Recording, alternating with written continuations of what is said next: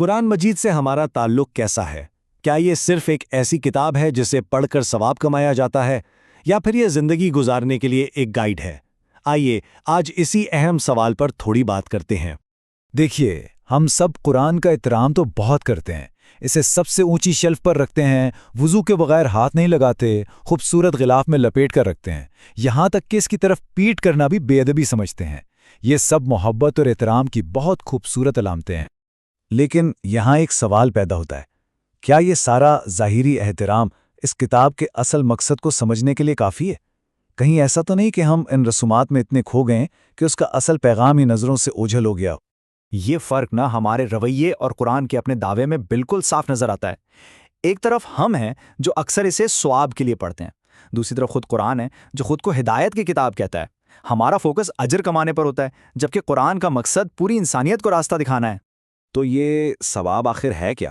سیدھے لفظوں میں ثواب کا مطلب ہے وہ اجر یا نیکیاں جو ہمیں اچھے کاموں پر ملتی ہیں، اور عام طور پر قرآن پڑھنے کی سب سے بڑی وجہ اور مقصد اسی ثواب کو سمجھا جاتا ہے۔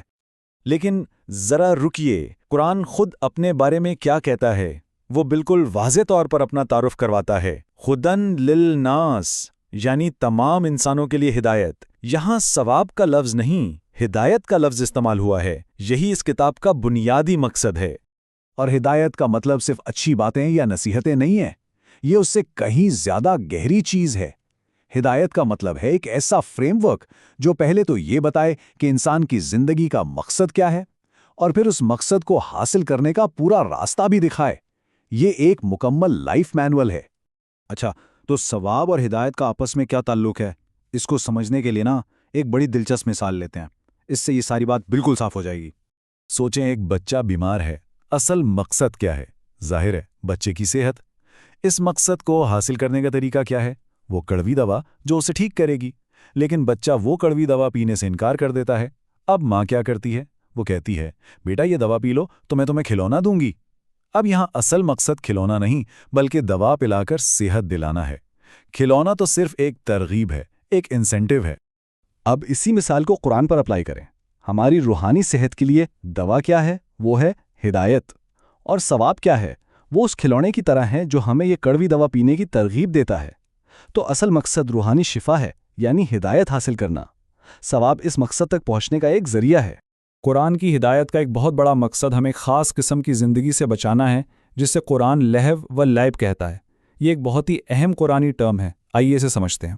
لہو کا مطلب ہے کوئی بھی ایسا کام جو آپ کو آپ کے اصل مقصد سے غافل کر دے، آپ کو ڈسٹریکٹ کر دے۔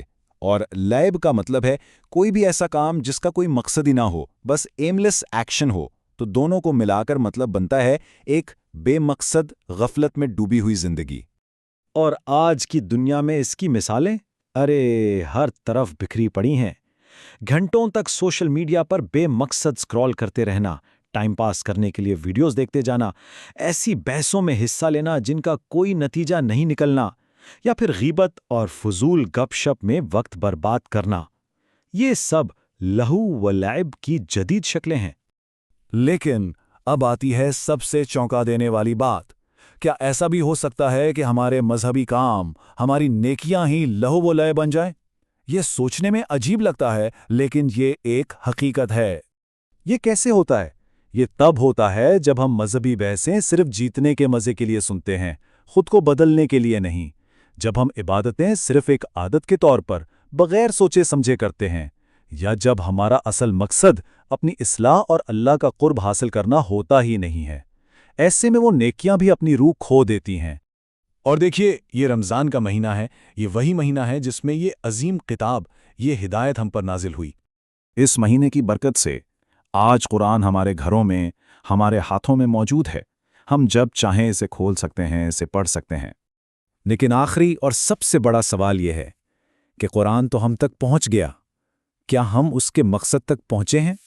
تو اس ساری گفتگو کا مقصد ایک دعوت ہے، ایک دعوت کہ ہم قرآن کے ساتھ اپنے تعلق پر نظر ثانی کریں، اسے صرف ثواب کی کتاب سے آگے بڑھ کر اپنی زندگی کے لیے ایک رہنما، ایک گائیڈ بک بنائیں، کیونکہ یہی اس کے نازل ہونے کا اصل مقصد ہے۔